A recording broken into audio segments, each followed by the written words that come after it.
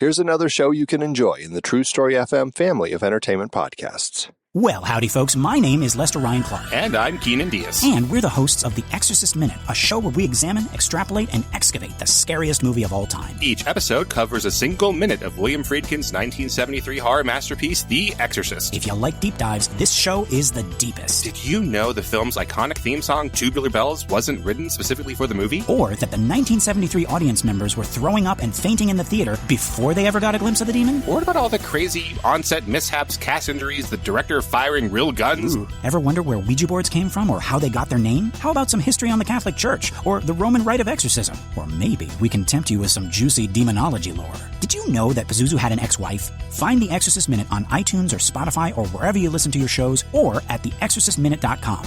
Until next time, folks, the power of The Exorcist compels you. Coming up on The Devil's Details, it's the Great Apocalypse, Charlie Brown. Dante's Inferno, Part 6. 6? 6!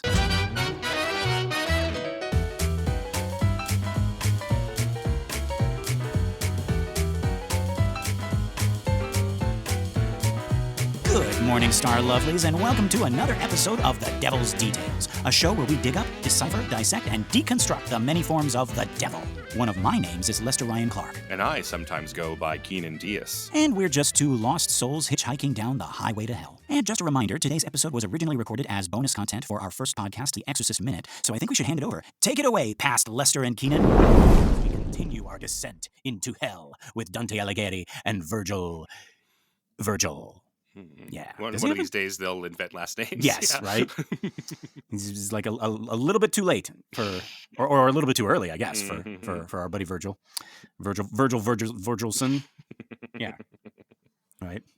Virgilson is my father. No.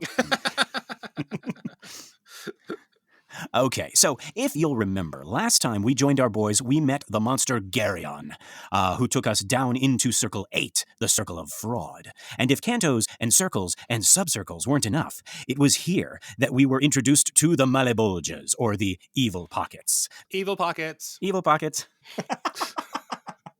Oh, what's the full thing? It's like, what are you gonna pick? Evil pockets. You don't get a choice because you're condemned to hell. Oh, cheese and broccoli. Oh, yep, no. Cheese and broccoli. And it always burns your mouth. And you can never get it fully into your mouth. It's always drips down your chin and burns you there. You get a 3rd-degree burn, right? You know, like just all the way down your chin and your cheek and everything. It burns you and it's cold inside still. It's like little surprising bits of ice in it. And Lucifer is frozen in the center. Chewing on Judas Iscariot while you're chewing on this evil pocket. I love it. Yeah. We got evil pockets. We got Monster Energy drink. I mean, gosh. It was perfect. All right. Evil pockets.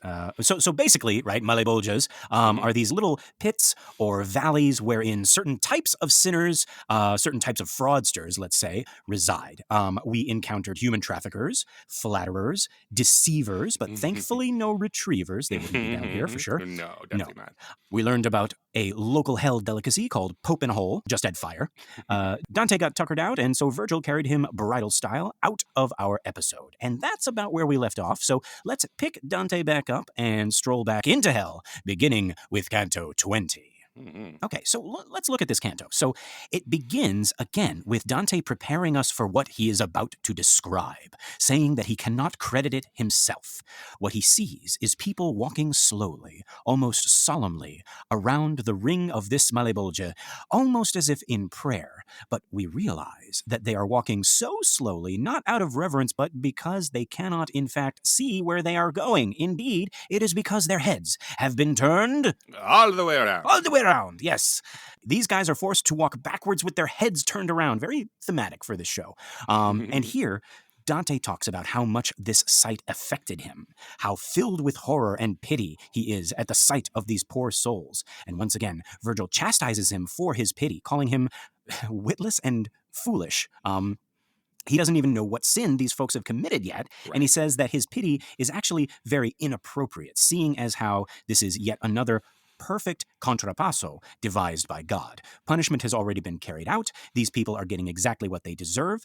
And we come to find that these are sorcerers and magicians, the astrologers and the fortune tellers, right? And here, Dante is specifically calling out people who claim to be able to tell the future for a price. Mm-hmm. So it's interesting reading this with a 21st century mind and differentiating that between perhaps those who practice such things as part of their religion versus those who try to like capitalize on people's grief or greed or vulnerability, right? Those flim-flam men and women of the spiritualist movement that we talked about before, right? Those fake mediums with their culturally appropriated costumes and such, right?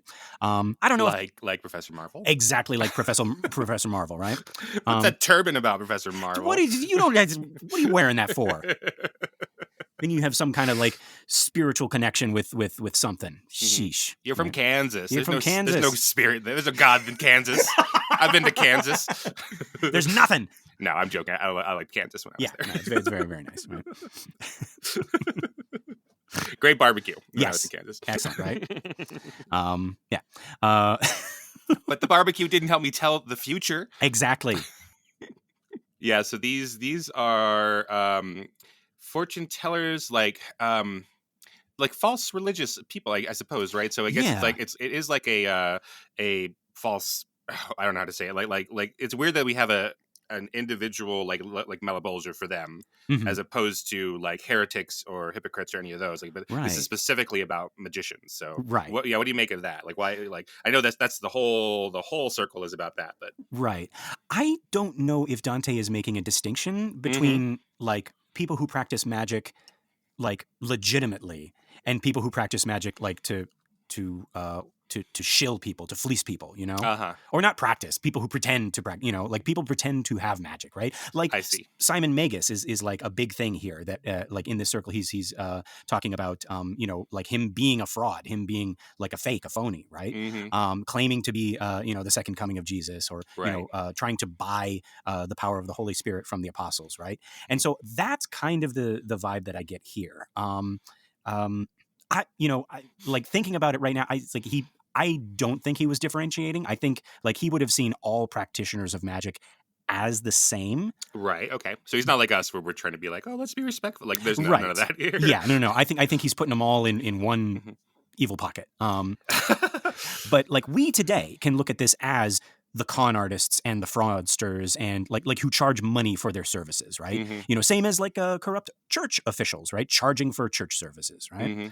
Do you ever hear about, you know, these like doomsday cults? Like, you know, Christianity is apocalyptic by its nature, right? Like, yes. like it is about the Messiah is going to come soon. So like Judaism has that, you know, obviously, like it's always like soon, right? And and Christianity is like Jesus will return soon, and I think there's some of that in Islam, right? Of, like, I think there is. I think that's one of the things that ties all the Abrahamic religions together is the coming of the Messiah, the Mashiach, the chosen one who's going to bring about the end times. Yeah. Right. But you know, then there are these sects that get really specific, and they're like, oh, it soon means, you know, 2 years from now on Tuesday. Yeah. And then you've especially since the age of like, you know, being able to record them or see them on the news, it's really kind of sad. I mean, like obviously some of them are terrible and they make people kill themselves and that kind of thing. But just sort of they just seem, some of them are just like, oh, they seem like really nice people. They get together in their backyard and they're like, oh, tomorrow, and then it doesn't happen. And I don't know, like it's easy to make fun of those people, but I feel oftentimes like, oh, geez, that must be crushing to have that happen to you. Yeah, you wonder what's gonna happen. What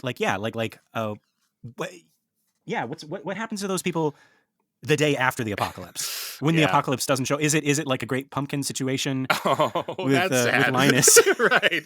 They're all Linuses. Yeah. Oh. Yeah. So I don't know if they would be put here. I guess Dante would put a lot of people in there, so Dante would put them in here. But yeah. Well, then I mean, Keenan, we can also kind of differentiate between the people who were kind of like swept up in the belief. They were like conned into this this idea that, you know, the apocalypse is coming like now, like tomorrow, versus the leaders who probably know better, probably like orchestrated this whole thing, you know? Yeah. Yeah, that might be true. Yeah. And there is do you have Rapture insurance for your pets? See, that's another thing that I've always been wondering about. No, that's a real thing. Wait, what? Yo, yeah. So. I was yes-anding you. I wasn't. Oh no, that's Tell me about this Rapture insurance. This is like the internet rule 34, which is like if you can imagine it, there's porn of it. I'm sure there's Rapture rule number 37. Wait, hang on. Yeah. Before you say anything else, hang on. Dante's Inferno. No, Lester. Rule 34. No. There's already some saucy stuff going on in this Inferno. Saucy. Yeah, we don't need. Yeah. But no, the Rapture rule. If you can imagine some product to take advantage of people's belief in the Rapture, it exists already. Yeah. Wow. So what it is okay. Well, I'm going to get raptured, and all my loved ones are going to get raptured, and that's going to leave behind my pets, right? Oh no. So I'm already invested. Yeah, who's going to take care of them? Right. Not the bad people. Right. During the apocalyptic civil war between the forces of good and evil that are going to destroy the entire world in fire and flood. Yes. Who's going to take care of my pets? And so luckily there are some atheists and people like that who will you can pay them with this Rapture insurance because they're not going to get raptured. And so they will come over after you are gone with your family and they'll take care of your dog and your cat for you. Do these people who believe that they are going to be collected in the rapture, right, not think that their pets are going to come along with them immediately?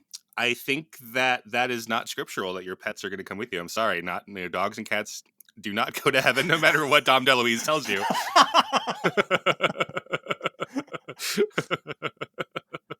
Oh. I think if dogs and cats are in heaven, it is like that way where, I get to go to heaven and my dog and my cat are there because they make me happy, but not, but your dog and your cat are still down in the dirt somewhere as well, right? Like they don't get to experience their own heaven. You get to have them. Is this making sense? You get to have the them opinions of Keenan Diaz do not necessarily reflect the opinions of the Exorcist Minute. All my dogs are going to be up in heaven with me. But does this me and my sense? devil costume? We talked about how I could have my personal devil. My personal heaven is in my grandma's there, and in my grandmother's personal heaven, I might not be there because right. for whatever reasons, right? So my dog and my cat will be there in heaven, but they don't get to have their own heaven. See, you went one way with this thing. No. And okay. I'm just gonna reveal it on the air right now. But right. I was actually working on something. I really liked this idea. Nobody steal this. This is out right now. This is me putting my stamp on it right here. But I had this idea of this story about being told that there was a doggy heaven. Oh yeah, there's gonna be a doggy heaven. He's gonna be in doggy heaven, and then you find out that doggy heaven is empty. Oh no. And doggy heaven is empty because dogs don't want to be in doggy heaven. They want to go and rejoin their best friends in regular heaven. Aww. So doggy heaven is there, but no doggies ever go to it because they're given the choice. They're like, well, I'd rather be with my best friend, so then they go into regular heaven. That's sweet. Yeah. What a sweet lie.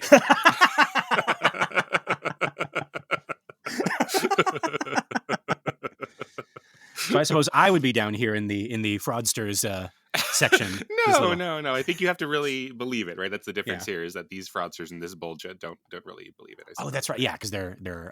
Oh no, that's the previous one where they're all swimming in shit, right? Because their words are shit. Yeah. Right. Yeah, but yeah, these ones can tell the future. Yeah. So you get to pay atheists to look at your dogs and your cats and.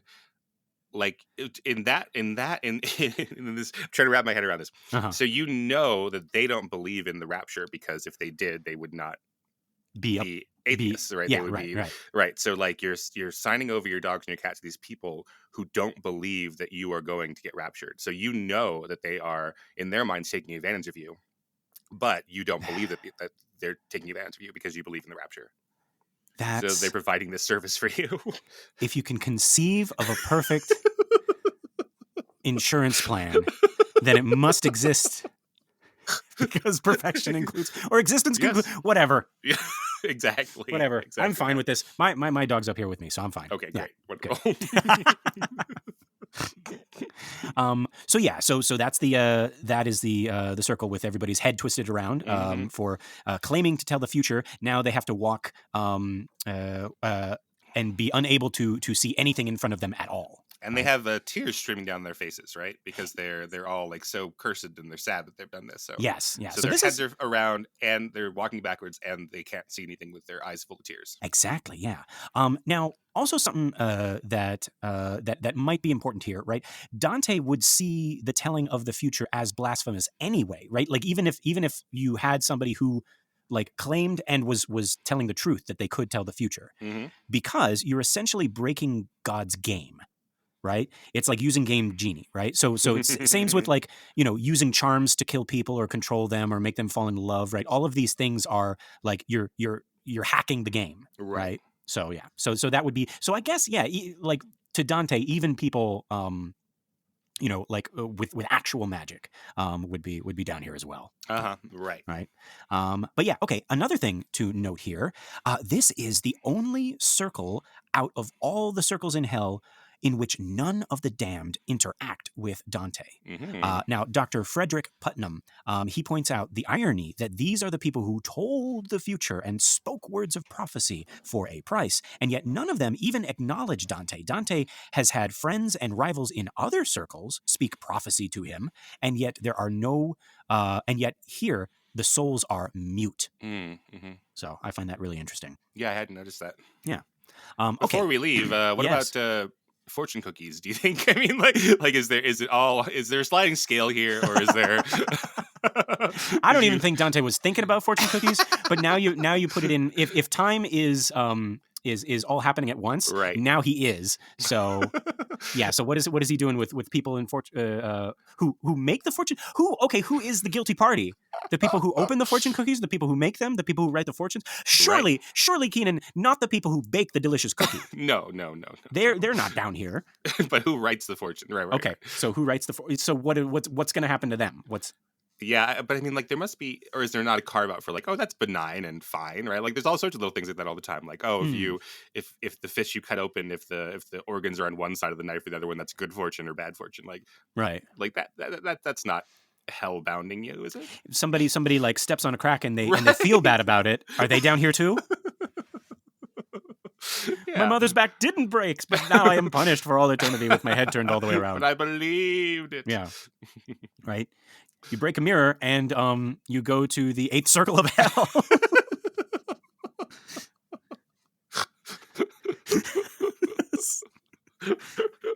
Yeah.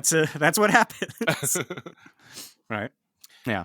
Yeah, that's a good question. When I was in school once, we had to we had some like free project. We did an origami sort of thing. We made origami fish, and I turned mine into a fortune fish. And I was like, okay, I'm gonna really do this. Really tell people's futures. So my teacher pulled one out, and she pulled it as, you will get sick soon.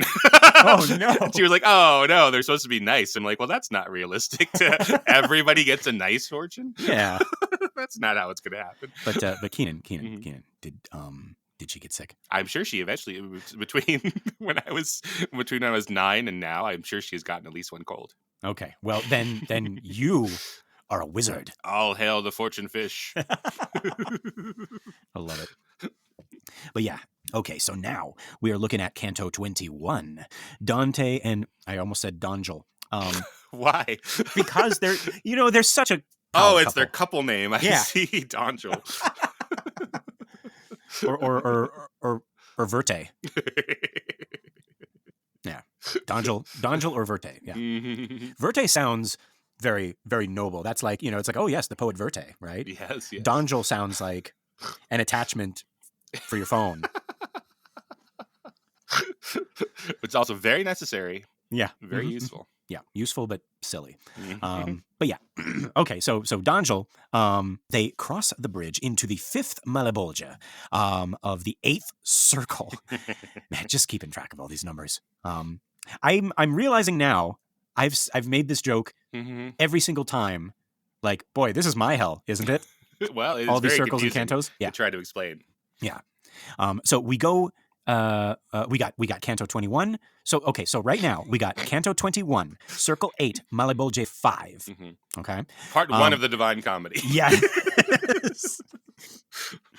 God. Okay, but as they are crossing the bridge, Dante can now see down into the malebolge, and he sees that it is filled with boiling tar or pitch. Well, I'm going to say pitch. Okay, all right. I'm gonna piggyback on your pitch bid. And yeah, say that, right? Because pitchforks, we need, That's pitchforks. This is hell. Yeah. Pitch is sulfur. We need pitchforks, and we're going to see pitchforks. So yeah, and so Dante sort of stops to look at it, and he's mesmerized, right? I imagine he's looking at a lava lamp or something like that, right? Until except the whole room's a lava lamp. The whole place is a lava lamp. Yeah. Love it. Until he hears the usually soft-spoken Virgil shouting at him to watch out. Mm-hmm. And we realize that there are devils all up in this malebolge, flying this way and that, being loud, making jokes, attacking sinners, essentially just having a grand old time. Mm-hmm. Now, Dr. Andrew Moran likens these devils to Halloween devils, or devils from medieval comedy. Uh-huh. They are different from the ones we have seen so far. If we go way back, all the way back to our first History of the Devil episode, remember we talked about the difference between the images we have when we say Lucifer, Satan, and the devil, right? These are the devils, mm-hmm. right? They are prancing and capering and cavorting and...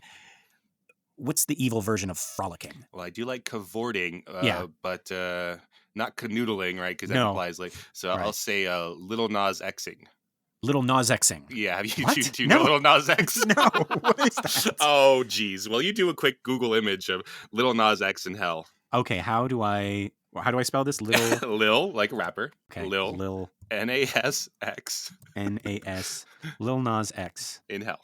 Oh, in hell. Yeah. And you'll see. What the? It's a video? It's a music video. It's one of the great music videos, yeah. Where he rides a stripper pole down to hell. Okay, hang on. Okay. I'm watching this thing. Hell looks really nice. Okay. Hell looks great, doesn't it? Yeah. He makes it look like a fun, cavorting. Yeah. Yeah. Okay. Yeah. So he rides that stripper pole down there and meets the devil. Has clouds and those, I don't know what adjective to use except for Lil Nas X-y sex with the devil. Yeah. And then, I'm liking this makeup. This wow. Breaks the devil's neck and takes over as the king of hell. Oh, he becomes the okay. Oh yeah. Well, if you haven't seen that, that's worthy of a whole history of the devil itself. That'll be our final history of the devil. Lil Nas X's Montero, open parentheses, call him by your name, close parentheses. History of the Devil 98. Once we get done with the Salem Witch Trials, Paradise Lost, the Satanic Panic, Church of Satan, Satanic Temple, all that stuff. Yeah. Right. But yeah, so that's okay. These guys are Little Nas Xing all over the place, right? Yeah. But yeah, so this is the band of demons that joined the fiddle contest, right? That's who these are, right? Mm-hmm. They are noticeably different from those prideful, disdainful fallen angels in the city of Dis, right? Mm-hmm. Who wouldn't let our heroes through the gates, right? And they might be the first inhabitants of hell who seem to be having fun. Right? This is such a crazy, weird shift from the heavier cantos. We go from a suicide forest to a pit of human traffickers to the Monster Mash. Yeah, that's my idea of hell. That'd be great. The Monster Mash. If we could have, right? Little side note, Keenan, somebody mentioned this to me. Oh, yeah? We've never actually heard the song or dance, the Monster Mash. Right, because the song is about the that other people were doing the Monster Mash and singing the Monster Mash. Right? I wish I didn't know that. Because now I was like, what is the Monster Mash? You have to be a monster to know it, right? They did that mash. It was the Monster Mash, right? So we don't know what it is. The Monster Mash? It was a graveyard smash. Oh, God. Something I never thought I needed to know. But all we get, folks, now your life is ruined too. Because... just know, all we ever get is a song about the song that they're singing. Right. Like in the old there's a bunch of songs from that era, right, that are like teaching you how to do the dance. Like the twist is a song about doing, and they tell you what the twist is, right, and they tell you what the locomotion is, right, but they don't tell you what the monster mash is. No. Right, or the name game, or right, exactly. And then you do the name game in the name game, right, and then you can go and do the name game on your own, right, and you can do the locomotion on your own, but you can never do the monster mash. No, because you're not a monster. You're not Dracula and his son. No, you did that mash. Oh God. But that's what these demons are doing, and they're having a great time, right? So we come to find that these devils are called the malebolge, right? The evil claws. Very convenient because they live in one of the evil pockets, right? And Virgil tells Dante to hide, and he's like, "Let me handle this. I've dealt with them before. Right. Get thee behind me, woman. This is I got this. Yeah. Get thee behind me." Not Satan, because I'm dealing with those right now. Right? But yeah. And so these guys, right? And I imagine they all just like, that's how they sound, right? Right. They're not like those fallen angels in Dis. They're like, oh no, you can't enter here. But I wanna. Yeah. No, you must turn away. We're too full today. Right? No, these guys are like, right? And they finally see Virgil, and they run at him with their pitchforks. Yeah, right? There you go. That's why it's pitch down there. That's why it's pitch, right? They're not tar forks. Nope. Now, so far, it's been, you can't go here, you can't be here, go back the way you came. It's against the rules, right? Yeah. But these guys are like, oh, goody, fresh meat. Right? Yeah, it's been like, this guy's alive. Why are you down here? We're like, this guy's alive. Yeah. Right? Ooh, they are so excited, right? But yeah, so but I don't know if they see Dante or not yet. No. Yeah. But they would love that he's alive. Yeah. Like, ooh, yeah. But yeah, so Virgil commands them to halt and demands to speak with one of them, right? And so their leader, Malecoda, right? Again, all this male, right? Evil, right? So this is evil tale, right? Like the end of a book, right? A coda, right? So this is Malecoda. This is like the end of the 5th book of Harry Potter, and it just says, in the next book, Snape kills Dumbledore.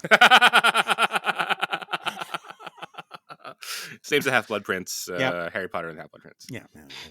Coda, yeah. Aw, this was a Malecoda. Ew. Yeah.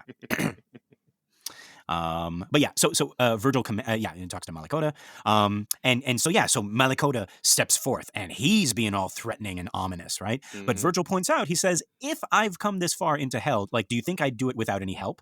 He essentially repeats, that his journey was ordained by God, and Malecoda is subdued, but then he calls out to Dante, like Malecoda does, right? He's like, I know you're hiding over there, you can come out, right? Dante is not good at hiding. He's crouched down behind a rock, but he's like way bigger than the rock, right? Like so he's clearly visible, right? But Keenan, he's got his hands over his eyes. Right? No, actually, okay. Wait, actually, he's right next to Virgil, but he put a lampshade on his head. And at first, like the demons are like, I don't remember buying a lamp. Hey, fellas, did we buy a lamp? Right? They reach out and pull the chain, and Dante says, click. Like, hey, fellas, this lamp is broken. Why can we never get a good lamp down here in hell? No. That's our contrabasso. We got it at such a good price, but it doesn't work. What price? We stole it. Yeah. Anyway. But yeah, so Dante is discovered, right? And he leaves his hiding place, or takes off his lampshade. And he goes over to Virgil, and as he does, these demons start messing with him. They sort of like pretend like they're going to poke him, and they're like, "Should we poke him? Yeah, let's poke him in the butt." they're like, poke him in his rump, right? Right. And I'm his like, live rump. His live, it's so juicy. No, so alive. Yeah. But I imagine actually, there's really not much rump on Dante. He's been exiled, man. Yeah, he's been walking a lot, right? And then, come to think about it, like, he's got that heavy backpack with all of those cantos, right? And if he's doing lunges, right, he might actually have, might be a lot to poke. That's hell for everybody else. You just see Dante doing exercises as he walks. He's one of those guys. can't stop. When he's waiting for an elevator, he's doing lunges and stuff. You're like, this fucking guy. Just doing his stretches, doing his right. So fit. I hate him. Freaking Dante. But yeah, so these demons, they're about to poke him in his rump, but Malakota reprimands them, and specifically he calls out the demon named. Okay, I'm gonna do this. This is I'm gonna spell it first. It's Scarmilione. So I think that is Scarmilione. Yeah. Right. You don't say the G, right? Right. It's like you don't say Pagliacci, you say Pagliacci, right? Right. Yeah. So this is Scarmilione, who seems to be like the biggest instigator, right? And that's fitting because Scarmilione means troublemaker. Right. So there you go. So I meet one group of devils, and then Virgil's like, I want to speak to your manager. And then Malakota comes out, and then they get into real thing. And then Malakota's like, well, I'm not really the manager. That's Scarmilione. Well, no, he calls out Scarmilione. He's like, hey, you just settle down, Scarmilione, right? Oh, okay. Oh, so he's picking. I see. So he's picking on this other demon. Yeah. So who is so Malakota is the manager? But okay, here's the thing, and Malakota is the manager. Okay, right? okay. But okay, Keenan, here's the thing. So he specifically calls out Scarmilione. He's like, hey, settle down, stop causing trouble, Scarmilione. And then he goes on to like name later all of these other devils that are here. Right. And Scarmilione isn't in there. And we never hear from Scarmilione again. But this makes me think. Wait, this is an educational thing I'm trying to say. Right. You're right. But this makes me think, is he just, like, if we translated this better, is he just turning to all of the devils and saying, hey, cut it out, you bunch of knuckleheads?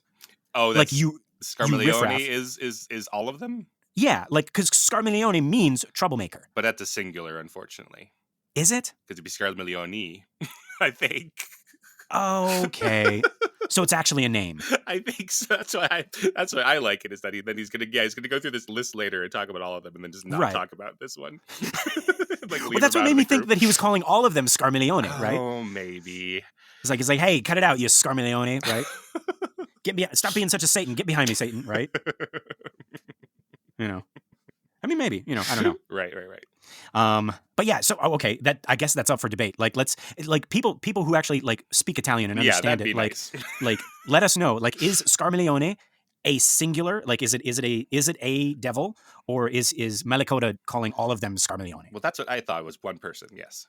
Okay, that's what I'd like it to be. Okay, but yeah, and actually, he just happens to be in if anybody plays Final Fantasy IV, he happens to be the fiend of the earth, right? So you have to fight 4 elemental fiends in that one: earth, fire, wind, and water. And when I first played it, I was like, oh, Scarmilione, that's a really weird name for a Final Fantasy character.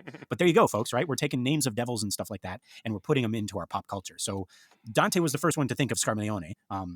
Well, actually, no, the inventors of Italian were the first to think of Scarmilione, but Dante was the first to make a devil out of that name, right?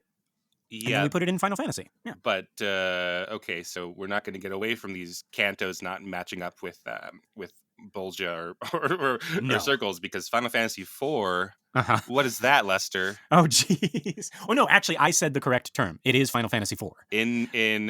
In both Japanese and English. Well, okay. It came out. Oh, God. People are like, I did not sign up for this.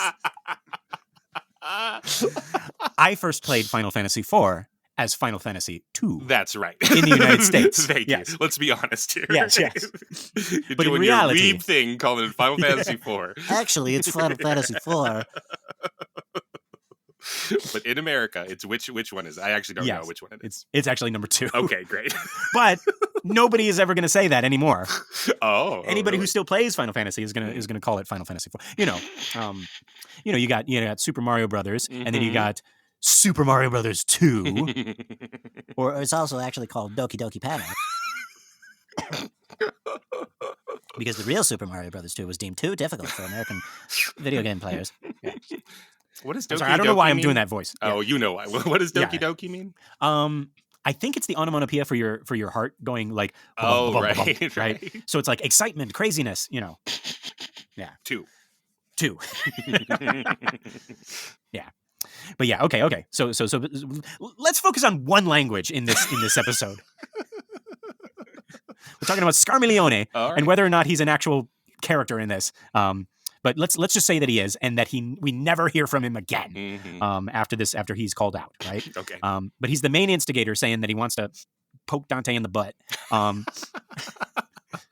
And Malacoda calls him out and says, "Nah, you settle down. Stop being such a Scarmiglione." But then he turns back to our heroes and he explains that the bridge that they were going to cross is broken, so they can't go this way. But if they follow this other path, they'll come to another bridge and that they can use. And lucky them, he's going to have some devils escort them. Right. So he starts calling out all of these names, and I got them all here. And I am so excited to share this with you. Okay, so first we got Alicino, which is a garbled form of Arlecchino or Harlequin. We got Calcabrina, which different translations say means grace stomper or frost trampler. Or it could be a pun on his nimble feet, right? Again, anybody who understands Italian, please, like write in and tell us like what these actually mean. And then we got Cagnazzo, that's Cagnazzo, which Cagna is like a female dog, and the what's that called? Suffix? Prefix? No, suffix. Yeah, suffix. Yeah. Zo. The zo is a pejorative, so it's like saying bitch, right? And actually, he is the fiend of water in Final Fantasy IV. Oh, right. He looks like a giant turtle. Yeah. Sorry, Final Fantasy II. And then we got I'm going to say this, Barbariccia, which means curly beard. And he's going to be the lead escort. But we still got a whole bunch to go. We got a legion to go. By the way, yeah, Barbariccia, that's the fiend of the wind in Final Fantasy IV. All right, they're all here. And it's a lady. Yeah. Yeah, all of them, there's 4 in here that are actually from that are used. Dante stole from Final Fantasy IV. Exactly. That's what I was trying to say. Yeah. We got Libicoccio, I think, possibly meaning Libyan hothead or windy. Right. Let's go with windy. Yeah. Yeah. Windy's got stormy eyes. Yep. We got Draginazzo,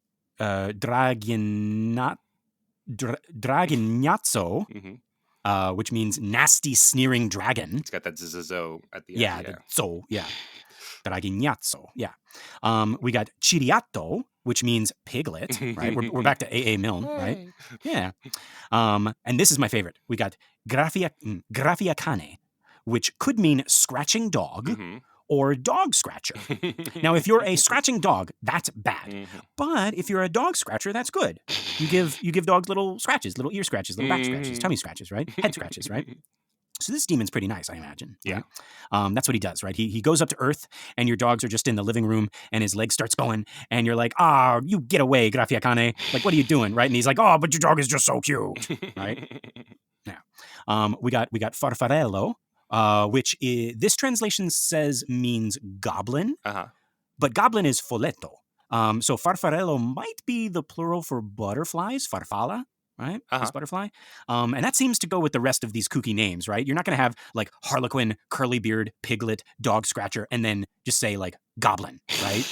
You're going to make it a butterfly. Unless they're like really, really a goblin. It's like that. It's like just like a short, squat little guy with a big head. Yeah. But yeah. And then we got Rubicante, right? Which possibly means red-faced terror. Rubicante, right? That sounds like a nice spice, right? To your noodles or something. And he is the last fiend. He is the fiend of fire in Final Fantasy IV. Yeah. So that's 11, not counting Malacoda, who's not going with them, and not counting Scarmiglione. Yeah, no Scarmiglione, right? Because he was the troublemaker. He doesn't get to go with them, even though like all of them wanted to poke Dante's butt. I don't know. Yeah, but yeah. No, that's acceptable trouble. Yeah. But yeah, so these guys are going with our boys, right? I'm excited now. This is gonna be fun, right?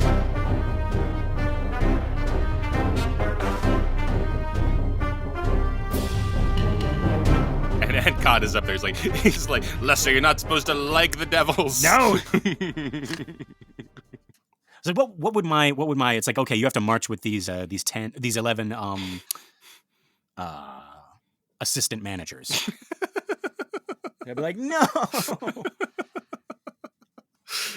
well, I know what your contrapassa would be for liking these devils, but we're going to get to that in a second. Okay. All right. Now I am excited. But yeah, Dante isn't. He doesn't think this is going to be fun, right? He does not trust these devils. And it doesn't help that the whole time they're looking at him and they're gnashing their teeth and they're making scary faces. He begs Virgil to dismiss them. It's like, we don't need guides. Like, he trusts Virgil, but Virgil's like, just relax, these guys can do nothing to us, and if making scary faces makes them happy, just let them do it, right? And so off they go. That's Canto 21. That is absolutely not how Canto 21 ends. Lester, you're forgetting something. Am I forgetting, Keenan? or am I just trying to uphold the scholarly air of, oh God, I can't say air either. No. But this is your contrapasso for thinking these demons are so fun, you're going to go with them. So you have to be the back of the line. Because they start their little Colonel Bogey march. Yes. And they make okay. Go ahead. Oh, yes. Yeah. All right. So folks, what Keenan is talking about is, apparently I missed this when I was reading, but they're gonna get ready to march, and they're just like, it's like, are you ready? And they're like, yes. And it's like, blow the trumpet, and they blow a trumpet, and it's an ass trumpet. So apparently, I think it's Barbarechia. He's the leader, right? He either makes a really loud fart or he blows a horn with his ass. I think it's the first one. I think he makes a really, like, that's the trumpet sound to begin this march out of Canto 21.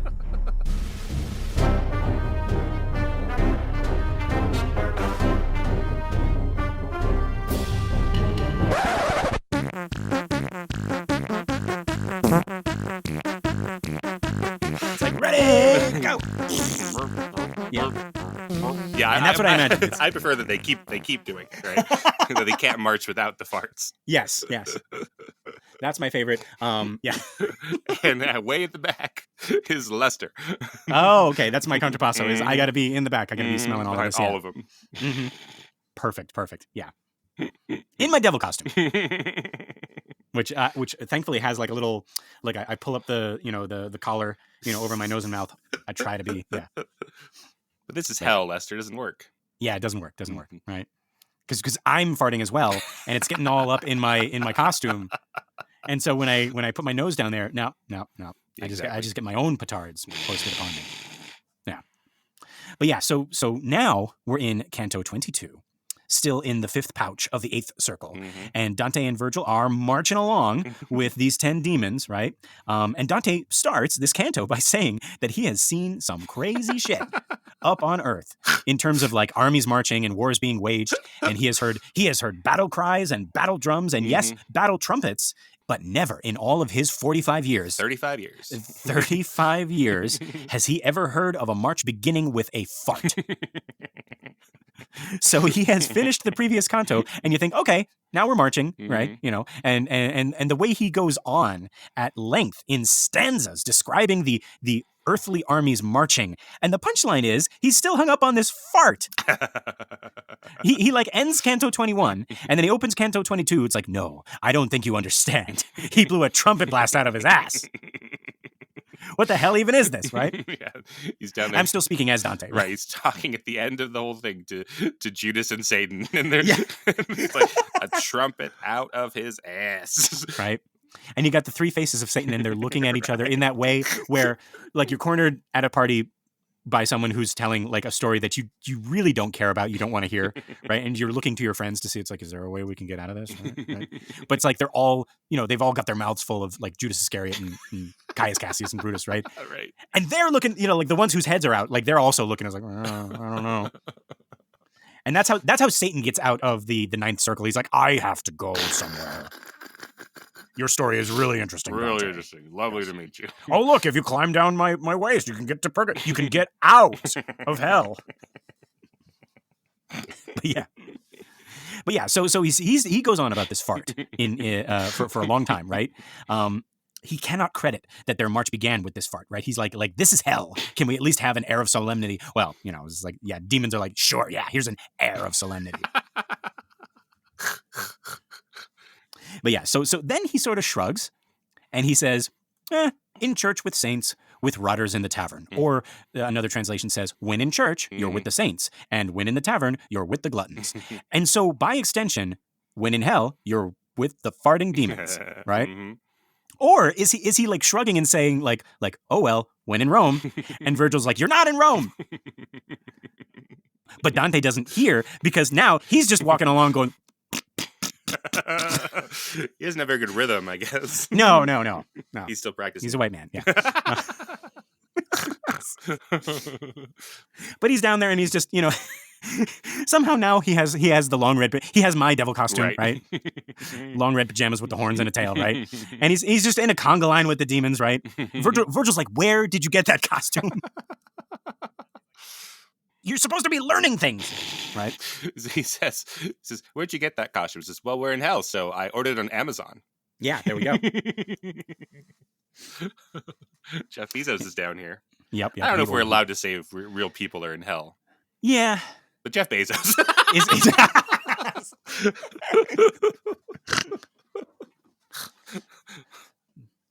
Special delivery right down the river. Shit, right? He's like, oh, my devil costume. Yeah. Right. But yeah, so Dante's having fun, right? Like, and he's like, oh, lighten up, Virgil, you old poop, right? But I think like okay, like we were talking about Dante's rump previously. We sure were. And we were, we were because we were trying to visualize, right? Based on the paintings and the illustrations by Gustave Doré, right? You would think he would have like a pretty skinny butt, meaning that his farts would kind of sound like, just little sandbags opening, Or if he really has been like walking this whole time, right? Up and down Italy after being exiled, right? Like maybe he's got like, like some ham hocks, right? So maybe like he's making like a nice tuba blast. Right? But that's why you can't. That's why you can blame farts on the dog, right? Because they don't have butt cheeks really, so there you go. They don't make any noise. Yeah, very often. All right. Get out of this. This is the grossest trap we've ever fallen into. But no, okay, so they're marching along. Dante's looking down into the boiling pitch at all the sinners, and he likens them to dolphins because of how they arch their backs to get their bodies out of the pitch, right? And that's when Zeus comes down and he's like, hello. But then he's like, oh, a human. Ick. And then he leaves. But yeah, so these sinners are arching their backs, trying to get any respite at all from the pain of the boiling tar. But as soon as they see the demons, they sink back down because they don't want to, get torn to pieces. So I just imagine like, they're walking along and it's like a whack-a-mole game, right? Where like they come up and they're like, oh, and then they disappear back under the tar. But using their backs mostly, that's hard to imagine with the whack-a-mole, because the whack-a-moles just go right down again, Right. But they have to sort of like twist and be sinewy, and I'm just saying they must have great like abs. Yeah. See all of this, right? Dante's got some glutes. Right. These guys down here got abs. Yeah, right? Definitely. Yeah. So this is a whack-a-dolphin game. Right. But they're not fast enough because Graffia Cane, right? That's dog scratcher, right? He pulls one guy up by his ear. And here Dante breaks the narration to say that he knew the names of all the demons. He had memorized them when they were chosen to go with them. And also when they talk to each other, they call each other by name. Yeah, right? It sounds a lot like someone who doesn't remember their names. Like he's making sure that, like, oh no, I know all of their names. That's definitely Graffia Cane. I remember. So now they're all like chanting for Rubicante to scratch this guy's skin off. And as the demons are about to tear this guy up, Dante sort of like tugs at Virgil's sleeve because, of course, he wants to know who this guy is. And before Virgil can say anything, the guy answers, right? He says that he was a servant of good King Tybalt, and he, quote, and he taught me how to steal, which has me now burning in this boiling pitch, right? So we don't hear much more about King Tybalt, and I don't know. I couldn't find anything more about him, but yeah. But then Ciriato, who apparently has tusks like an elephant or a wild boar, interrupts this guy by goring him with one of his tusks. And then Barbarechia, he holds him back and he turns to our heroes. Remember, Barbarechia is the leader of this band, right?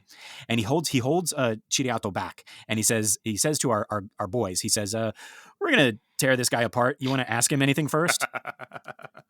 And Virgil's like, "Do you know if there are any other Italians in this pitch?" And this guy, this sinner, right? He's like, oh yeah, there's tons of us down there, right? There's a chatty friar down there right now who just gossips all day.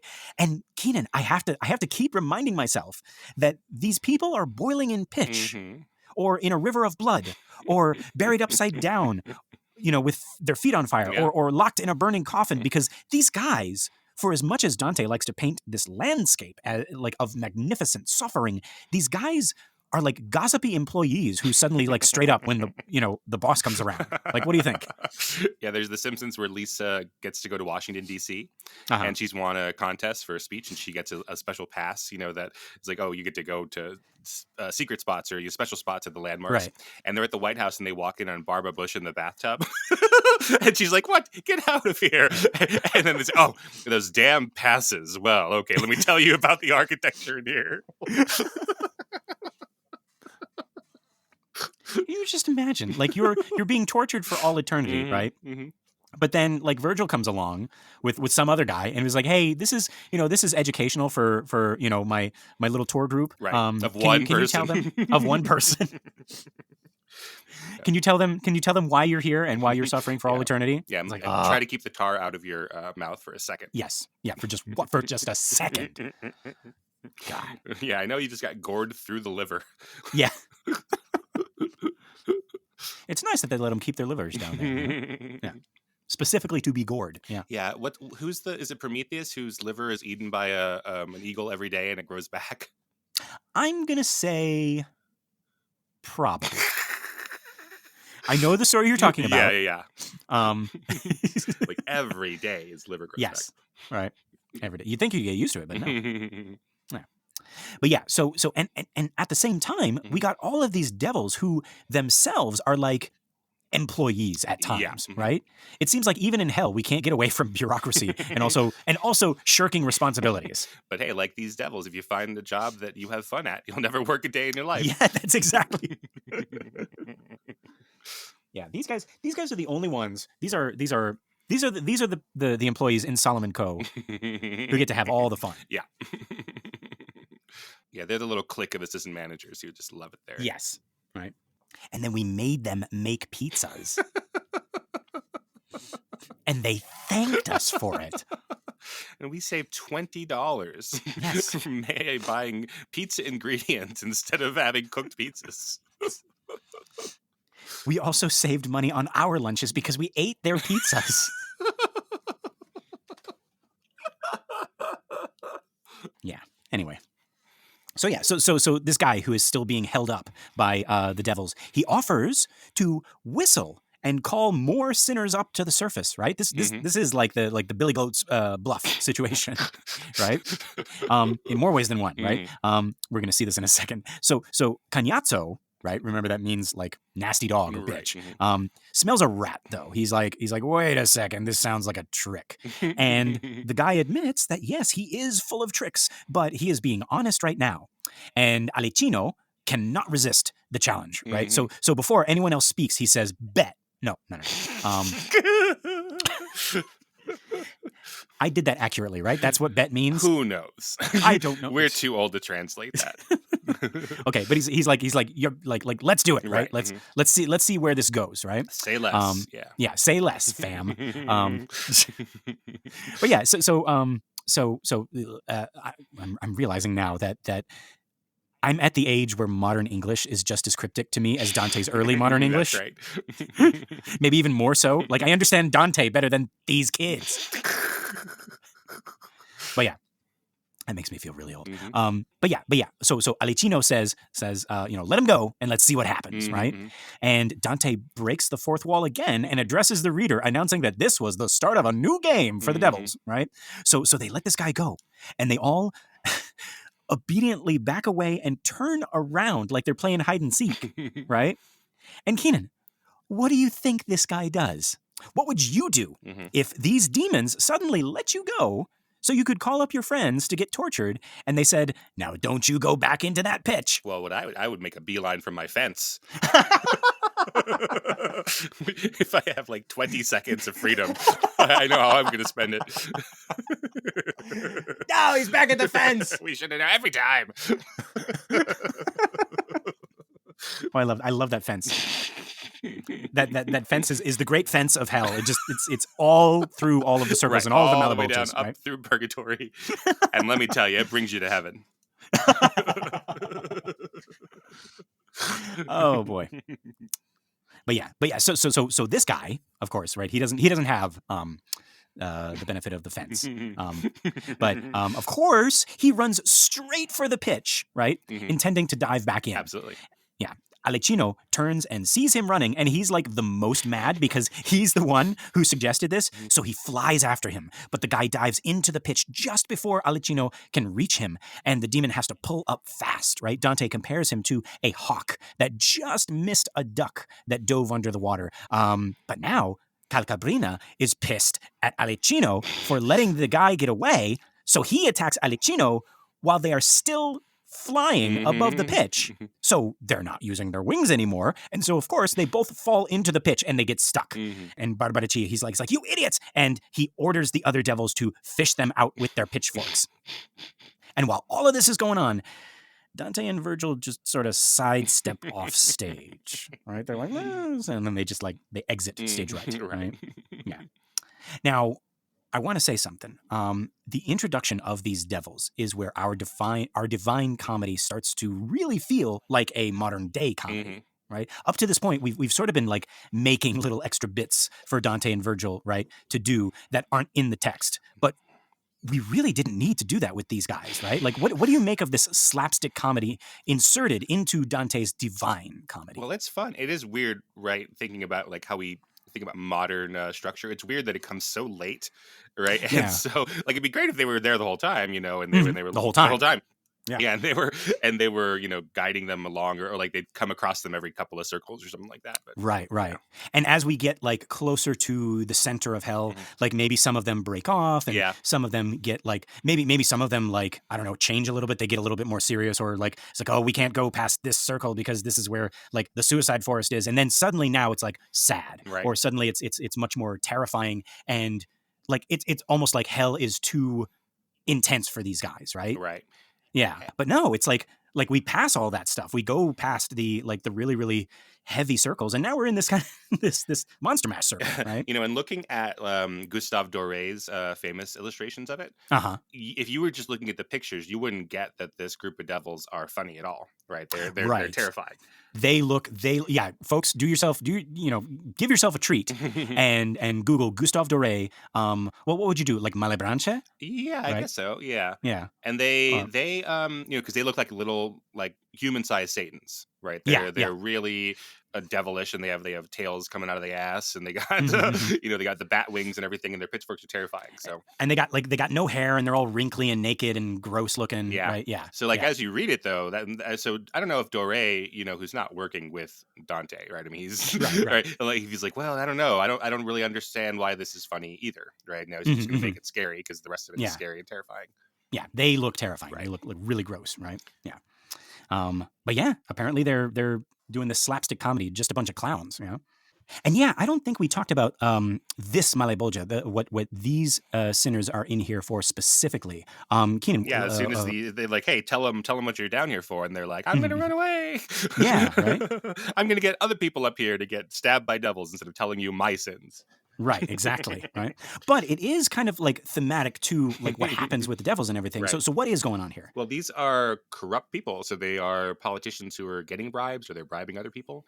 Yes. I've saw it compared to, we looked at people who were in here for simony, and so that's a different, which is a corruption of the church. So this is corruption of the state, essentially. Yeah, right. And so these guys are basically, they're in there for either taking or offering bribes, which fits perfectly with this one sinner they pull out by his ear, and he essentially tries to bribe these devils. Oh yeah. Right? And he's like, hey, if you let me go, I'll let you, I'll make it worth your while. Yeah, I know some guys with some rumps down there. Yeah, right. This is bigger, juicier rumps than my own. right? And the devils fall for it, right? Because they are also corrupt, right? They're willing to kind of like shirk their responsibilities and accept a bribe and go in, you know, it was like, oh yeah, you know, we'll take a little bit of, you know, stuff on the side, a little side rump, you know. Oh yeah, that's a good point. I hadn't made that connection right. Yeah, right. And they all kind of get what they deserve, right? All they fall into corrupt. The devils are corrupt. The sinners are corrupt. This whole system's corrupt. Forget it, Jake. It's the 8th circle. Is it? Wait, is it the Final Fantasy 4? Forget it, Jake. It's Final Fantasy 4. You said the last one was the Final Fantasy. This is just you wait. Yeah, that Final Fantasy. What are we up to now? I think they're on well, they did 13 remake, I think. Jesus. They remade 13 recently. Yeah. What are they going to call the Final Fantasy? Is it going to be that? Is it going to be Final Fantasy? Yeah, that's what I would call it. Yeah. Finally. Yeah. All right, so I did. I'm gonna stop emails. So I did remember. Final Fantasy 16 is what they're on now. Okay, there we go. All right. It's good that that's the emails that we're going to get, right? Not that we mixed up any cantos or circles, or you didn't talk about King Tybalt, right? No, but yeah, the Final Fantasies are now the same number across the world, the way it always should have been. There we go, right? Now, if we can just get the metric system, we'll be good. Mm-hmm. Yeah. So now we're in Canto 23. We're still in the 5th pouch of the 8th circle here. Dante and Virgil are walking along, and Dante tells Virgil that he's worried that the malebolge, right, the devils, are going to come after them because not only were they insulted, but they were injured, right? And surprisingly, and also alarmingly, Virgil agrees, and he suggests that they find a place where the bank is less steep and descend into the next malebolge, right? And that's got to be scary for Dante because, like, usually Virgil is the one who's like, no, relax, Dante, everything's fine. But here, Dante, like Dante is like, hey, like I'm worried that those guys are going to come after us, and Virgil's like, yeah, we should hide, right? Like, that's scary. You're right. And as soon as he agrees, they hear the screeching of the demons and the flapping of their great wings. Yes, they have freed themselves of the pitch and are now coming after our heroes. So then Virgil picks Dante up. And Dante describes this as a mother gathering up her child to escape from danger. There we are, folks. Like we've been joking about this the whole time, but here it is, right? Virgil does a running jump and slides down into the next malebolge. Yeah, that's like the Duke boys in Dukes of Hazzard. Right? It freezes. It looks like our boys are in some kind of trouble. What have Dante and Virgil gotten themselves into now? And you see just like frozen in, like you see the demons, they're like, ah! That's right. Yeah, does this running jump and slides down into the next malebolge, right? And because the demons can't go beyond the confines of their own malebolge, they're up there now and they're cursing because they've been foiled again. Right, like the sheriff of Hazzard County. He's like, ow, Duke boys. Shaking their fists and they're like, ah. So that part is confusing to me because I thought the whole point is that they're going to help them across and that they were going to keep going with them. But I guess that they were only going to help them go across this bridge that's been broken. See, it is confusing right now, and I was confused, but we're gonna find something out about these devils. Oh, I missed that. That makes it way scarier. Oh, okay, good. Yeah. And this bridge that's been out, the bridge. Do we know why the bridge is broken yet? I don't think we don't know yet. I don't think we know. Okay, yet, great. No. Well, then we're gonna find out why this bridge is broken. Why these boys can't cross this bridge. Yep. Just stay tuned. Yeah. I don't know. Okay, so now we are still in Canto 23, still in Circle 8, now in malebolge 6. 6. We got See, that's great. Yeah, see? It's perfect, right? That's that little bit of dopamine that the listeners are like, just do it! Say the thing! Yeah. So imagine, like, when we start, doing the like if that leaks into our movie episodes anytime like Father Marin says 6, right, or something like that. Yeah, we should have been doing it the whole time. Okay, so we got our boys. They are walking along and they see rows of people also walking along very slowly, and the dress and manner of these people remind Dante of the monks of Cologne. Now, has he been to Cologne, which is in Germany? I don't. How does he know this? No. Yeah, this is actually how traveled was Dante before he got... I mean, he's very, very traveled after exile. Well, sort of. I mean, right, but again, like they're like, oh, you can't go to Florence, so now you live in wherever he's in Parma or something. Right. And it's like 75 kilometers away or something.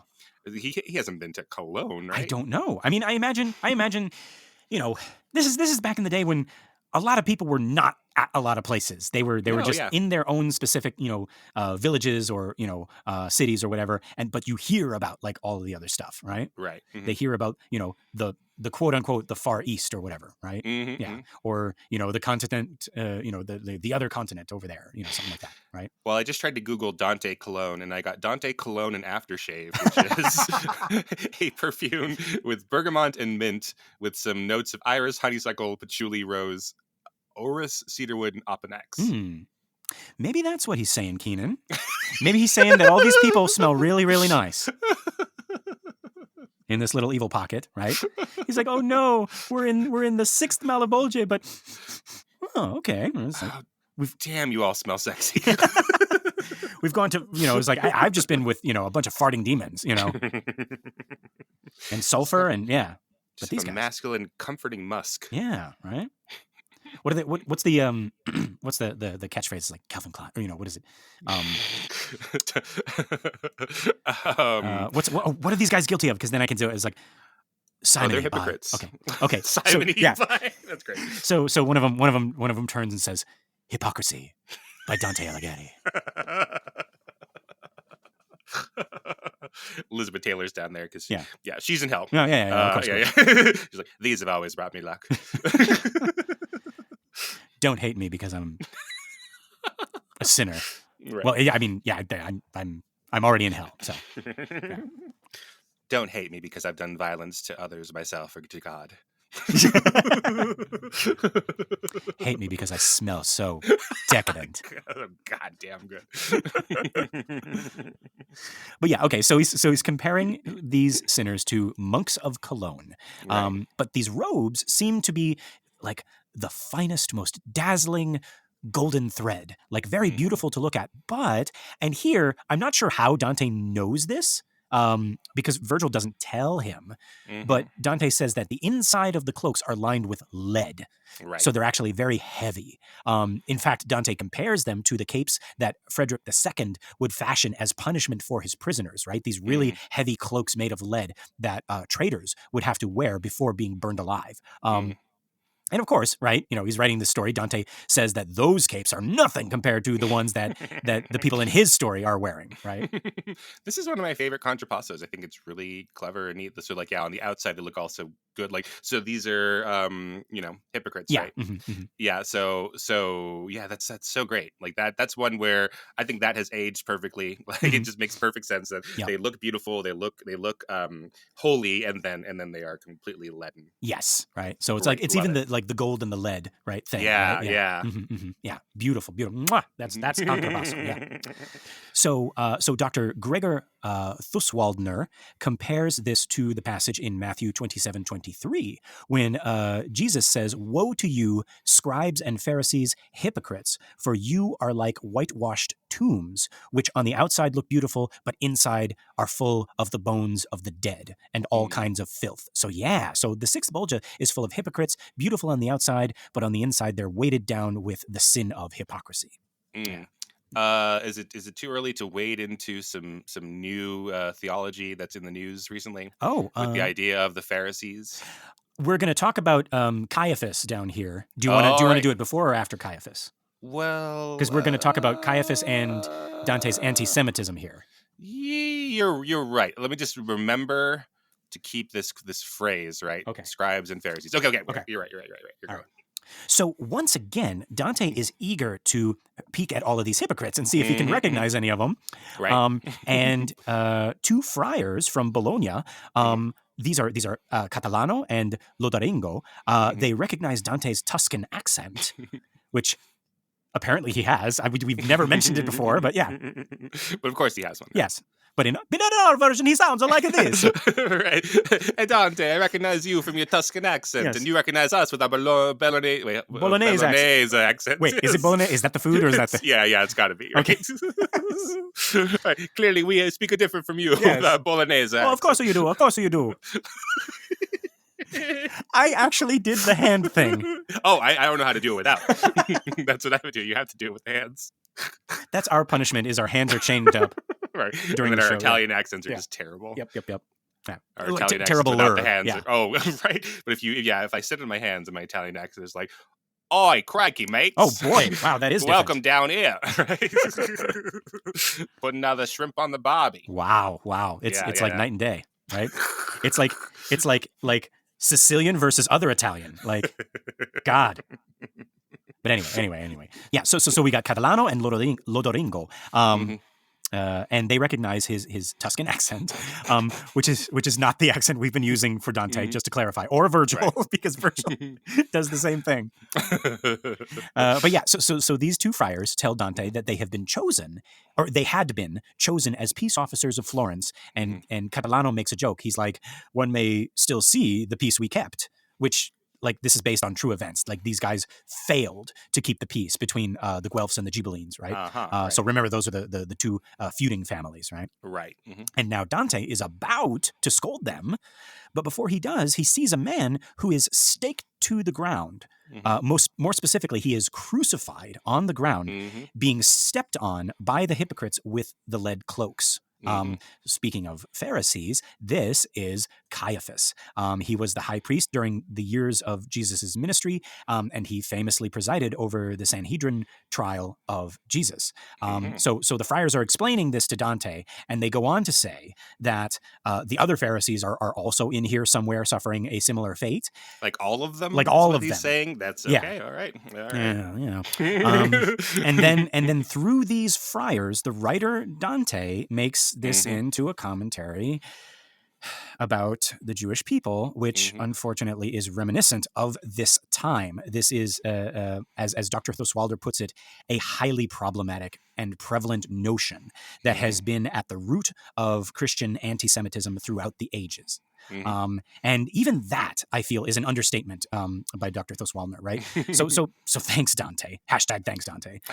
He's not the first, but he's certainly not helping here by making it part of his story. Right. So he's reflecting the anti-Semitism of his time, exactly. But then his story is the most famous story from his time. Yeah, right. So then it just perpetuates that and amplifies it, right? Exactly. Yeah. But just to put just to make this very clear about what this is, right? So this is saying that, like, the Jews killed Christ. Yeah. Right. And it's making that that argument and just accepting it. Like, Dante can't know the difference, right? Because his world is like that's just the extra biblical Christian dogma that the Jews killed Christ, that the Jews were separate, and that they knew that Christ was Christ and killed him anyways. Right. So this is like the sky is blue, up is up, and right, right.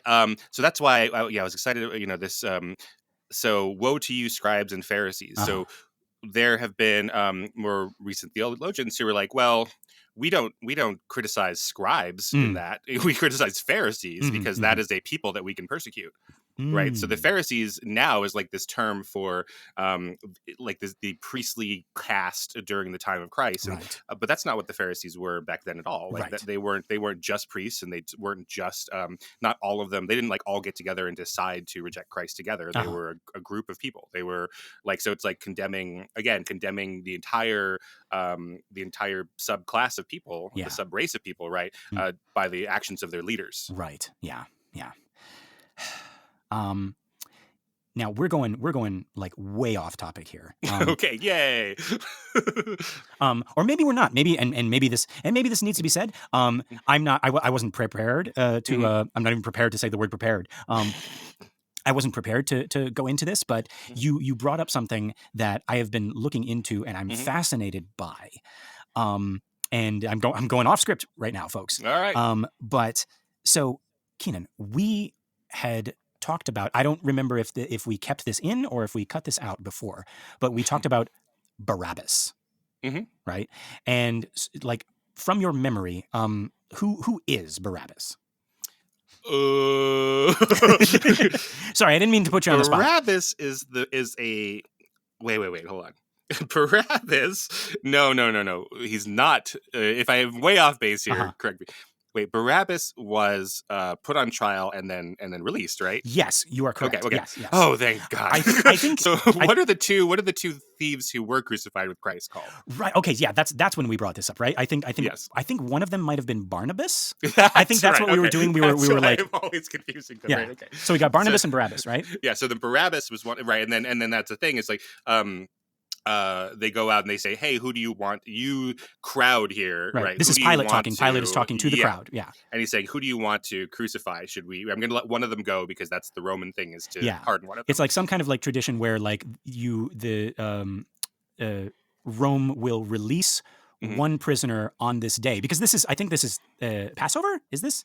Yeah, it's right. And so it's like it's the tradition that Rome is going to allow one of the prisoners to be free, and the choice is between Jesus and Barabbas. Right. And the story is framed in such a way to say like, oh, see how evil the mob was. They chose this obviously guilty guy Barabbas to be released rather than release Jesus because they wanted Jesus. That's how they're framing it. Right? Yeah. And it's also again like even if that were true, even if like the motive behind that were true, that it's saying like this crowd of 100 people, right? Yeah. Because of their problem, because of their mistake, means that the entirety of the Jewish culture, right, is evil. Well, not only that, and that of course, right? Like, right. Like placing this like on like generations to come, right? Right.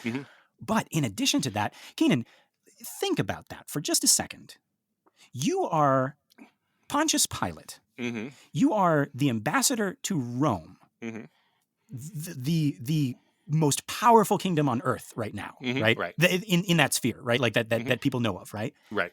And you are being bullied by a mob, and they're saying, "We want you to do this thing for us. We want you to let this guy go and crucify this guy whom you know is innocent." You are Pontius Pilate. How does that conversation not go, how about I release no one and get my soldiers to kill all of you? Right. Right? Like it just seems like and this is where I'm going, folks. Like scholars are, and I might be talking way out of school here. But we're going to get to it when we find out Barabbas's full name. But so some scholars are arguing, it's like, how is that feasible? That Pilate is like, oh, they're saying mean things to me. Okay, I'll follow them, right? Right, and then I will release Barabbas instead of Jesus, whom I believe to be innocent, right? Right. And so putting the blame. So what scholars are saying is because Pontius Pilate is a saint in some Catholic churches. And they're trying to take the blame off of Pontius Pilate, but that blame has to go somewhere. So where does it go? They heap it on the Jews instead of on Rome, who if you want to really think, if Pilate wanted to crucify a guy or not crucify a guy, he could probably do it. I believe that's historically correct. Yeah. Yes. But I don't know specific. I believe that's my understanding of it. Yes. So what they're suggesting is that when Christianity was picked up by the Romans, right? Emperor Constantine, they sort of like changed Pilate's story and made him into a more likable character and took the blame of Jesus's crucifixion off of him and onto the Jews. But then also look at this, like in the scriptures, Pilate's sin is indifference, right? Like, so he washes his hands of it, right? He's like, well, I'm going to leave this to somebody else rather than making the judgment myself, even though that's my job as the governor, is to make those judgments, right? Yeah. That I'm going to allow this to happen.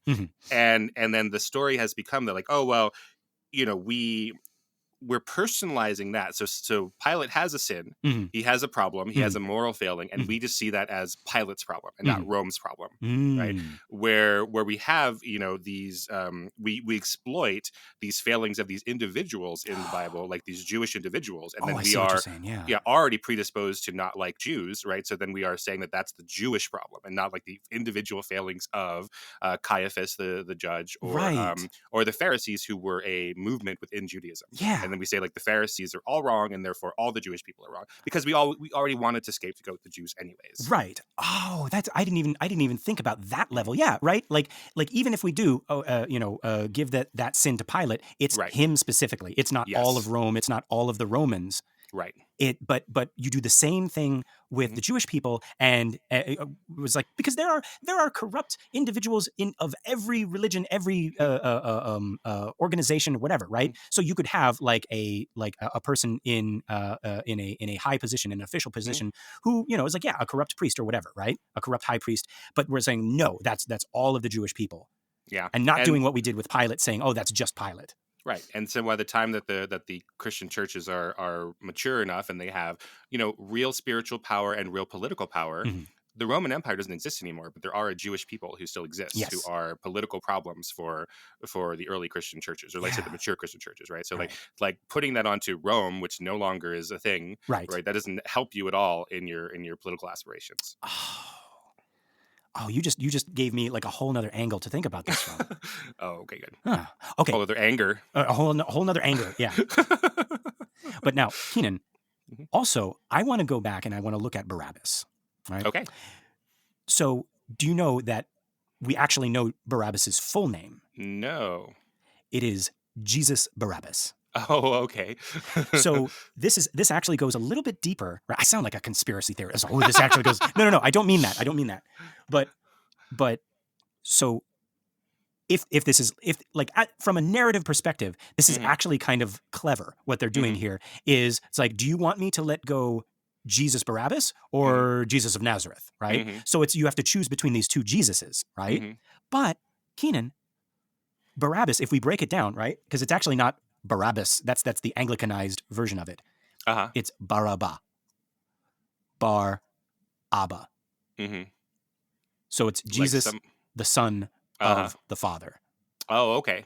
So what they're saying is, do you want us to release Jesus of Nazareth, like Jesus, like capital J Jesus, right? Or Jesus, the Son of the Father?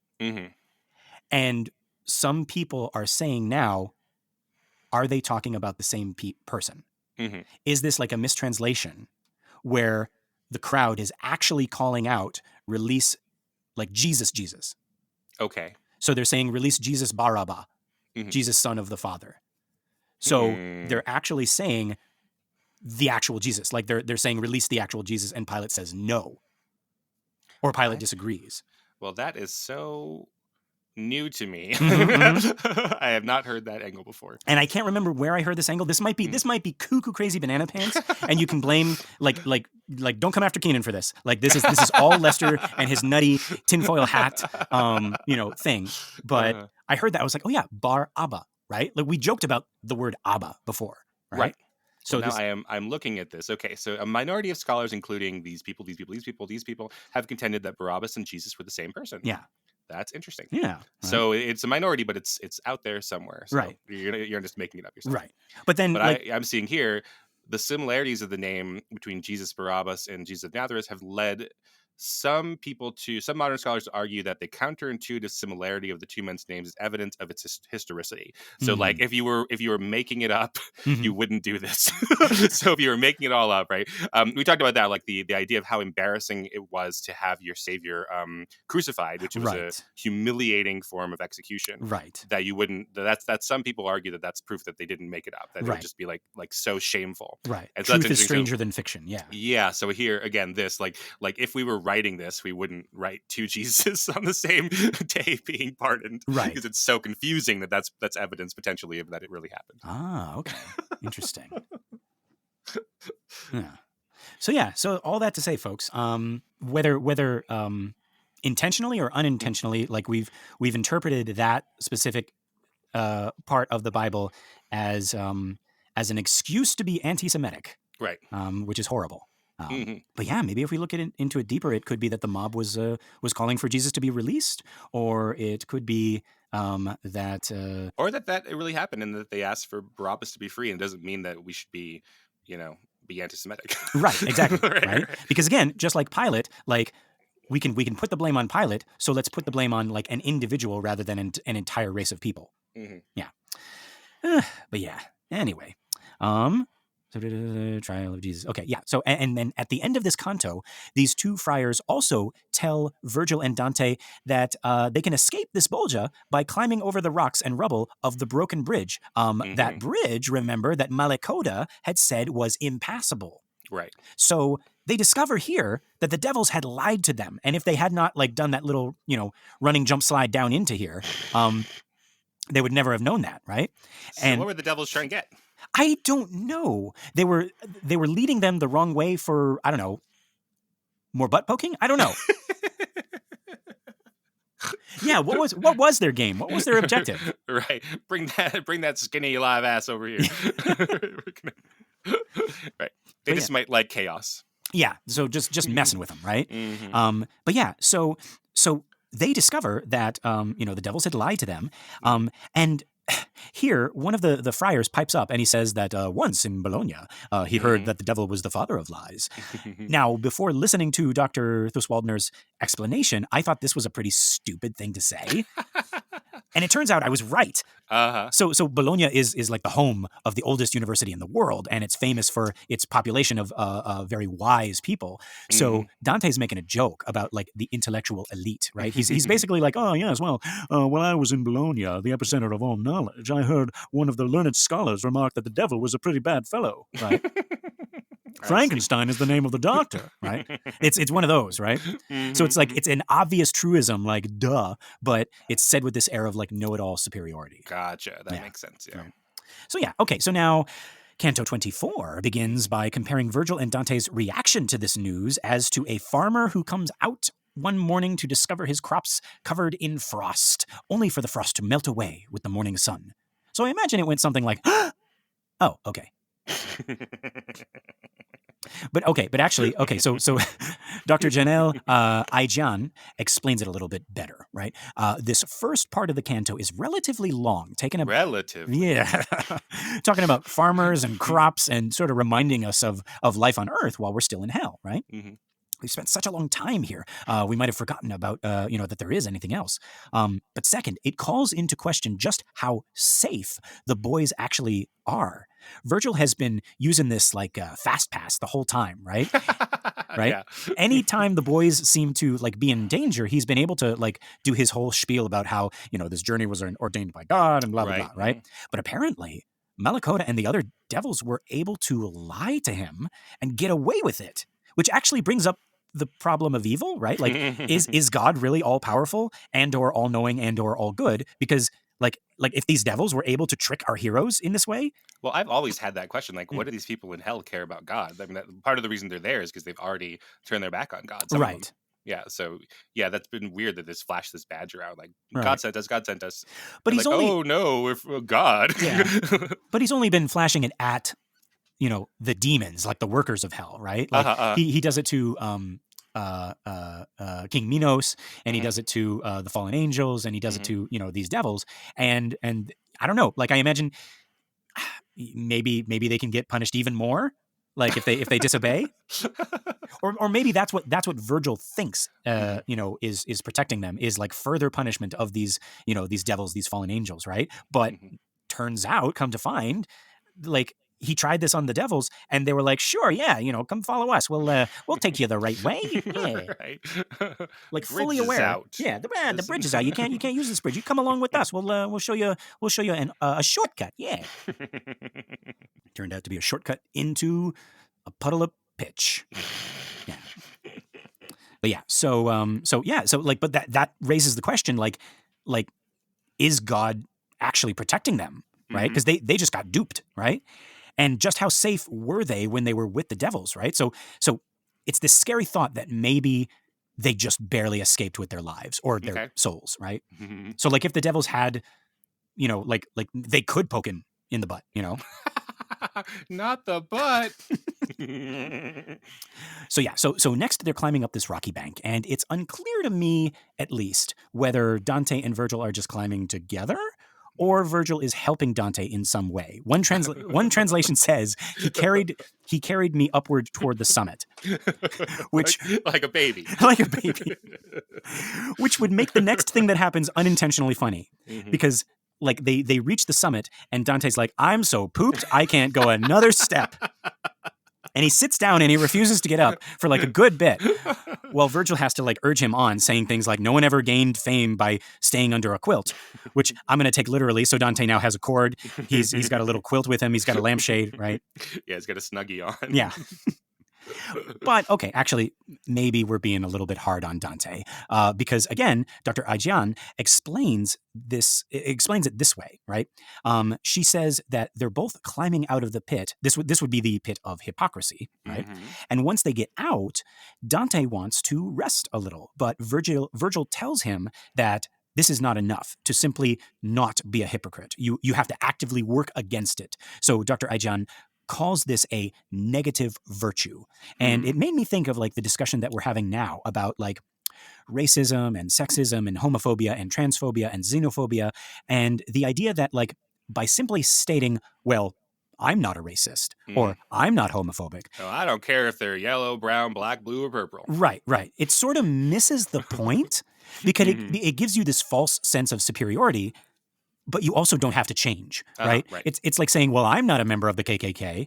Okay, great. So shouldn't we be working to dismantle this hateful group? Well, freedom of assembly, freedom of speech, right? Like it's that whole thing, right? Mm-hmm. And like another thing, like those proclamations, like I'm not this, I'm not that, are always just the first half of the sentence, right? And then there's a but, right? Like, which negates everything you just said. Like when in a conversation, have you ever heard someone say, well, I'm not a racist, or I'm not a sexist, or I'm not a transphobe, and then not immediately follow that up with, but... So we're back to hypocrisy here, right? Like, because that's what this is, right? Like if you're on the bank of a river and on the other side is the state-recognized group that calls themselves the puppy drowners, and they're holding assembly, as they are allowed to do, right? And they're about to drown a bunch of puppies, right, as is their wont. You're not going to say, well, I'm not a puppy drowner, but freedom of assembly, freedom of speech, blah, blah, blah, right? So you wouldn't do that, right? So here in this canto, Virgil is saying, no, you can't just not be a thing. Right? You got to actively work against it. You have to climb a little bit more out of this hole, Dante, right? You have to be anti-racist, anti-homophobic, anti-hypocrisy, right? In this case. Well, I've done my part. I've bought Ibram X. Kendi's book, How to Be an Anti-Racist. Aha. Have I read it? No, I haven't read it yet. But I bought it in a little store in Bay St. Louis, Mississippi. There you go. And the guy behind the counter was like, great choice. And I went, oh, great. You felt so good. Felt so good. and it's still on the little bookshelf, not even a bookshelf, it's on my little shoe cabinet right at the front door still for 3 years or however long I've had it. And it's the first thing you see when you go in my house. Like, okay. So you've even displayed it.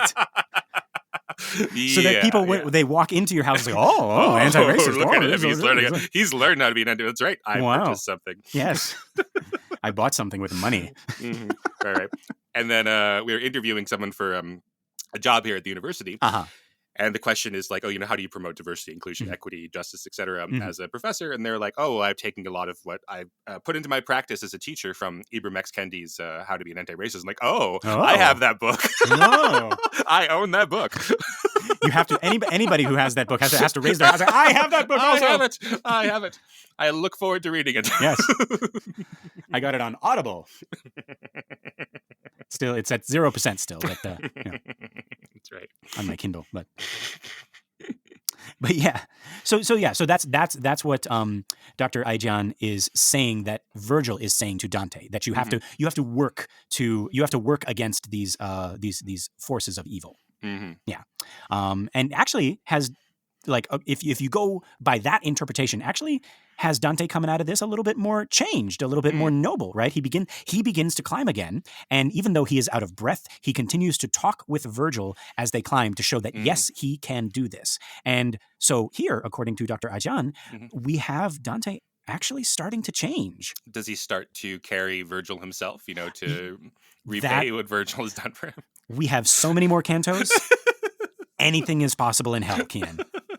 If you just believe it. Yeah. Just give him this little victory, okay? He's no longer being carried by Virgil. And it's actually Dante who descends into the seventh malebolge of the eighth circle. This is the pit of thieves. He sees a bunch of naked souls being bitten by snakes. One snake jumps at this guy's neck and bites him, and he bursts into flames. And he turns to ash and then pops back up again. And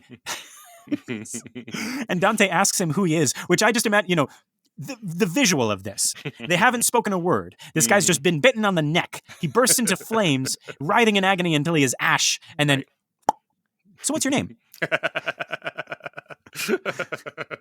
I'm Dante Alighieri, right? You may have heard of me. Oh, yeah. Oh, Dante. I stole all your books. I've read your actually, I haven't read it. I've ordered it. It's on my mantle. It's the first thing that people see when they... Oh, Dante's Inferno. Oh, wow. Oh. But yeah, so it turns out that this guy is, his name is Vanifucci. And he apparently robbed a church of its sacred ornaments, and that's why he is down here. Like Jean Valjean? Yeah, I guess, right? But not like he stole a loaf of bread to feed his starving family. No. But after he gets out, he goes to a church and the priest puts him up and he steals the sacred plates and then he gets caught. Okay, well, I'm guessing And also to then- feed his starving family. No, they're all dead. Oh. Jeez. No, this is really beautiful, actually, if you don't remember this part. So then he gets caught, right? And this priest who like put him up and was like, oh, I know you're a convict, but I'm going to put you up anyways. That's the Christian thing to do, right? So then Jean Valjean is caught and trying to steal the stuff, and they call the priest out there, and the priest is like, oh, my dear poor man, no, you've forgotten these candlesticks I was going to give you as well as the sacred plate. So he turns it into this thing where he's like, no, you of course you could have these, and I'm going to give you more, right. And then Jean Valjean becomes a Christian man. Oh, I see. Mm-hmm. See, folks, there you go. It's good stuff. Check it out. Oh, I have Les Miserables. Yeah, yes. I have the CD. Oh no, my CD player it doesn't work anymore because it's so old. Sure, I know Les Miserables. Master of the House. Look down. One day more. Yeah, I know. It was, French Revolution. Oh yeah. Sure. Sounds like you're just reading the back of the CD case, but that's fine. Phantom of the Opera comes in there somewhere. It's Paris, right? Yeah. It's Paris. Yeah. It's Paris. Something city, and the city don't know what the city is getting. They play a chess match. One night in Paris is the time to revolt. Yep. We're gonna get our rights for every man. Just conspicuously stops at man.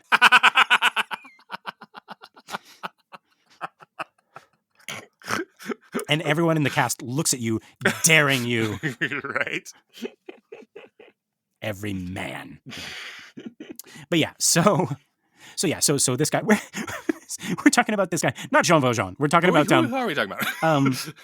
Vanifucci, who blew up and he came back. Yeah, blew up and he came back. But he stole things from the church, right? Right. Yeah.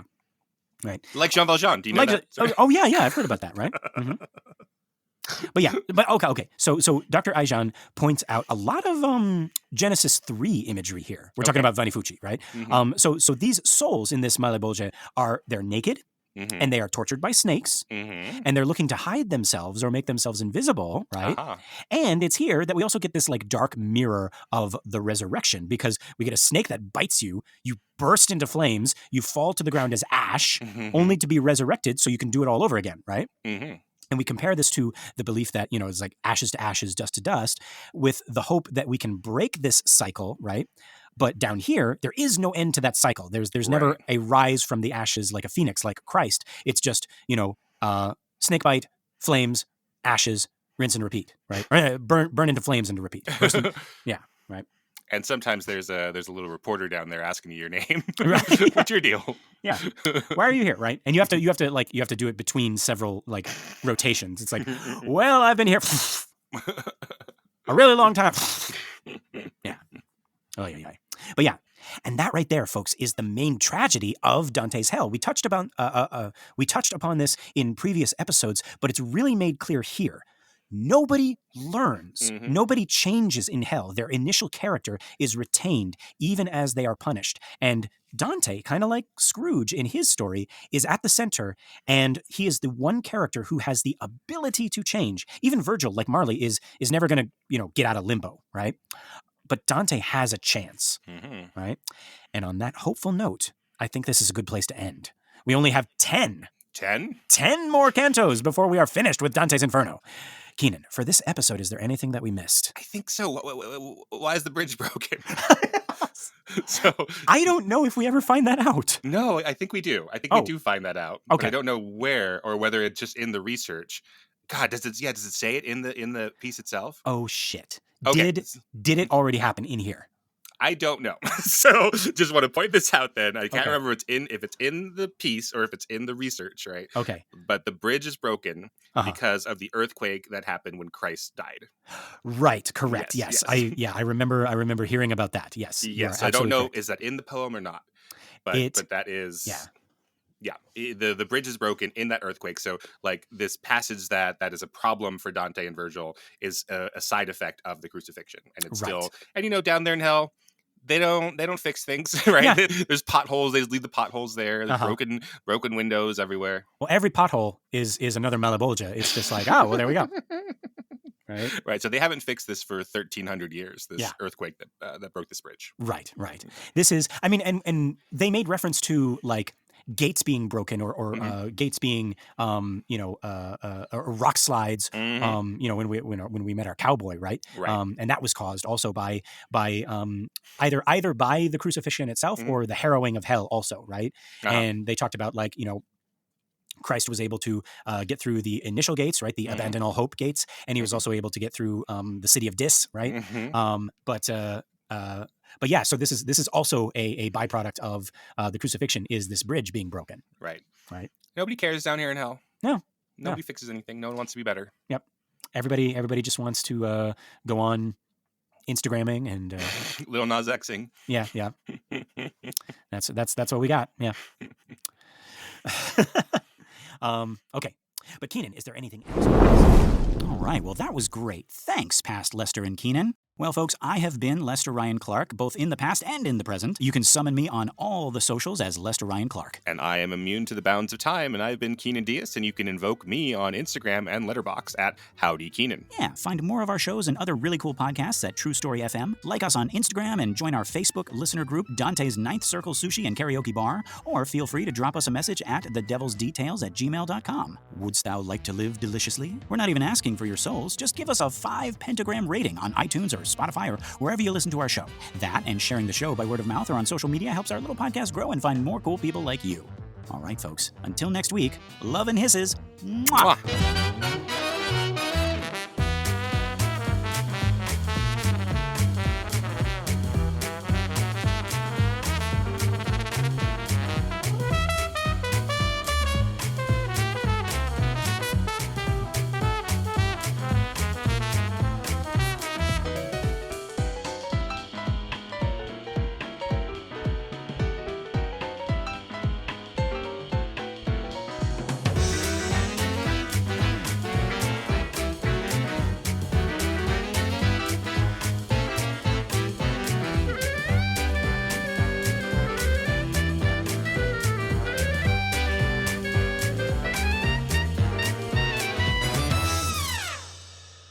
You don't know who that is. I'm gonna take my horse to the old town road. You know that song? Oh, yeah. Yeah, that's him. Oh, that is? Okay. Oh, yeah.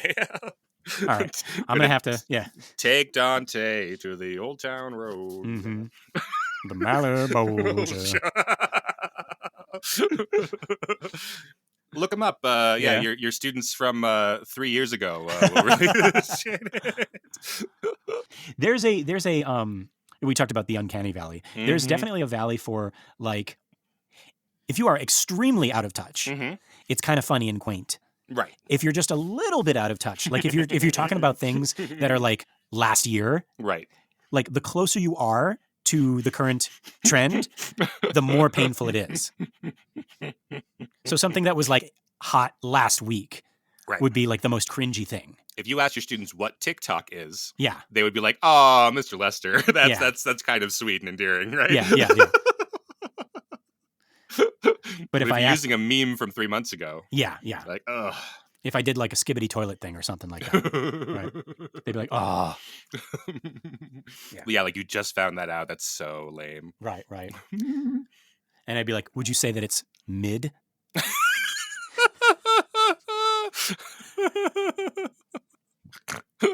They'd be like, "Can I leave?" And I'm like, "Yes, go. Right. Get out of here." Yeah, if you were calling things off the chain, they'd be like, "Oh, Mr. Lester, that's funny." That's yeah, right. Say radical or tubular or something right. like that. Mm-hmm. Yeah.